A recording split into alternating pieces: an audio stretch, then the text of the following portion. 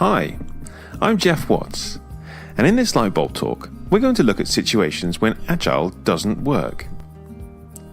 Not every context or project is suitable for an Agile approach, and knowing when to push for an iterative incremental approach built around cross-functional, self-organizing teams, and when to stick to a more traditional predictive process built on chain of command is important.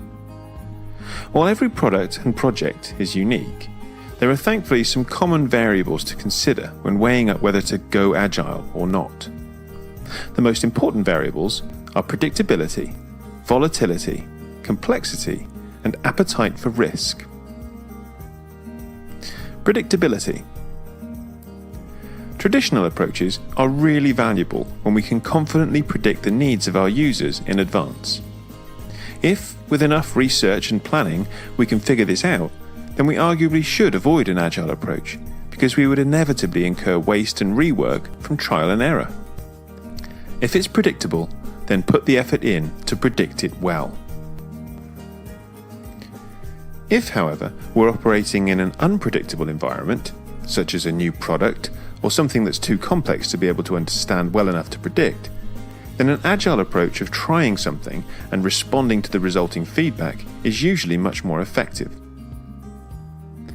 Volatility.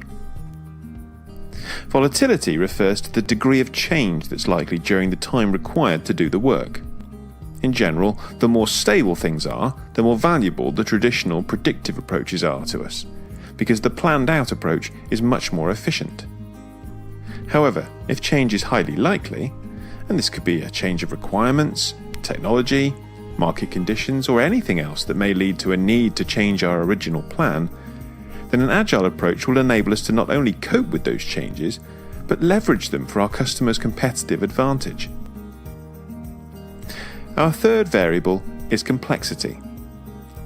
In general, the more complex something is, the less likely it is that one person will be able to understand enough about it to be able to manage the risks associated with it, and the less likely it is that we'll be able to predict things and plan things out.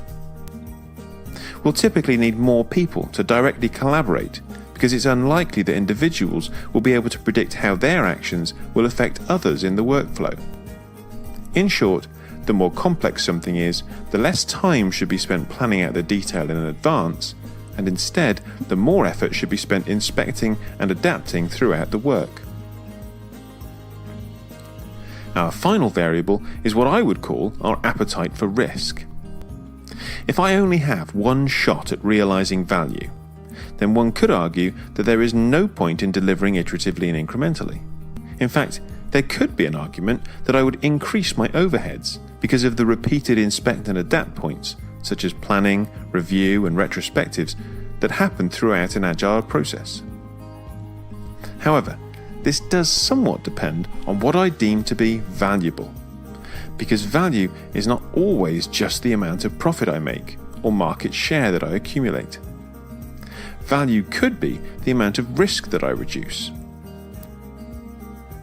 If my appetite for real risk is low, then I should adopt an Agile approach and find out where the product might fail as quickly as I possibly can. By assessing your areas of work against these four variables, you can get a quick guide as to when an Agile approach is suitable and when you'd be better to stick to a more traditional waterfall approach. I hope you enjoyed this Lightbulb talk. If you did, then please click the like button below. And if you'd like to be notified of when the next one comes out, just click subscribe. It only takes a second.